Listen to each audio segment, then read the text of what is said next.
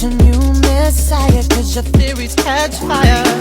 I can't find your silver lining. Assalamualaikum warahmatullahi wabarakatuh. Perkenalkan, nama saya Cahidin Bursitorus, kelas 12 MIA 2, ngapel PKN, guru pembimbing Ibu Desi Purwasih. Materi yang ingin saya sampaikan yaitu 2. Persatuan dan Kesatuan Bangsa pada masa Republik Indonesia Serikat 27 Desember 1949, 17 Agustus 1950. Latar belakangnya yaitu adanya konferensi meja bundar KMB pada tanggal 23 Agustus sampai 2 November 1949 di Genhard. KMB digelar setelah Belanda dan di Indonesia melewati beberapa jalur diinformasikan sebelumnya, hanya di antaranya ada perundingan Lingkarjati, perjanjian Reville, dan perjanjian Rumroy. Isi KNB: 1. Belanda mengakui kedaulatan kepada Republik Indonesia Serikat pada akhir bulan Desember 1949. 2. Mengenai Irian Barat, penyelesaian ditunda 1 tahun setelah pengakuan kedaulatan. 3. Antara RIS dan Kerajaan Belanda akan diadakan hubungan Uni Indonesia Belanda yang akan diketahui Ratu Belanda.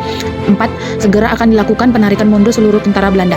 5. Pembentukan anggota perang RIS Apriasi dengan TNI sebagai intinya. Karakteristik pada masa RIS ada 4 bagian, yaitu yang pertama bentuk negara, yaitu federasi atau serikat. 2. Bentuk pemerintahan, yaitu republik. 3. Sistem pemerintahan parlementer, kabinet semu atau kuasi parlementer.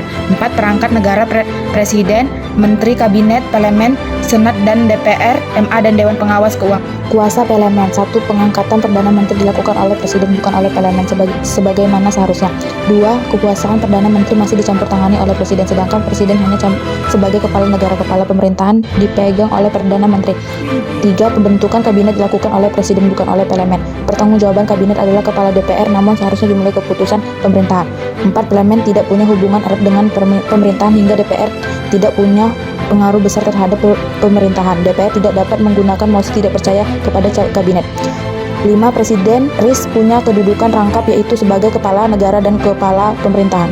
Gerakan Angkatan Perang Ratu Adil APARA. APARA dipimpin oleh Kapten Raymond Westeling dengan tujuan mempertahankan bentuk negara federal di Indonesia. APARA sendiri memiliki tentara sendiri pada negara bagian RIS. Pada 23 Januari 1950, APARA menyerahkan kota Bandung serta melakukan pembantaian dan pembunuhan terhadap anggota TNI. APARA tidak mau bergabung dengan Indonesia dan memilih tetap mempertahankan status quo karena jika bergabung dengan Indonesia mereka akan kehilangan hak istimewa. APARA didukung oleh Sultan Hamdi II yang menjabat sebagai Menteri Negara Kabinet RIS. Pemberontakan APARA berhasil ditumpas melalui operasi militer yang dilakukan oleh pasukan Siliwangi. Selanjutnya, pemberontakan Andi Ajis di Makassar. Pemberontakan Andi Ajis diawali dengan adanya kekacauan di Sulawesi Selatan pada bulan April 1950. Demonstrasi dari kelompok masyarakat yang aktif federal.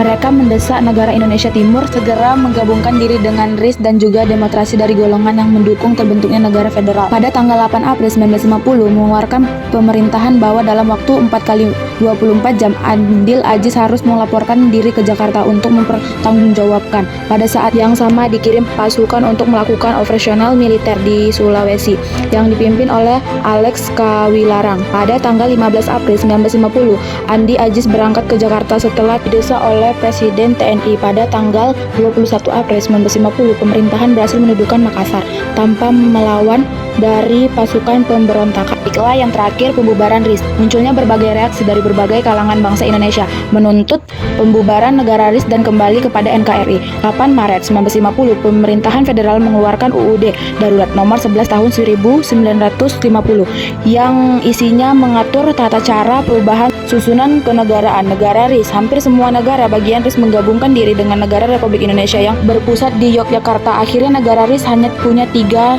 negara bagian, yaitu negara Republik Indonesia, negara Indonesia Timur, dan negara Sumatera Timur. 19 Mei 1950 dicapai kesepakatan bahwa NKRI ini menggunakan UUD baru yang berupa gabungan 2 konstitusi yang berlaku, Konstitusi RIS dan UUD 1945 yang menghasilkan UUD 1950. 17 Agustus 1950 Konstitusi RIS diganti dengan UUD 1950. Sejak saat itulah pemerintahan menjelaskan pemerintahan dengan menggunakan UUD 1950.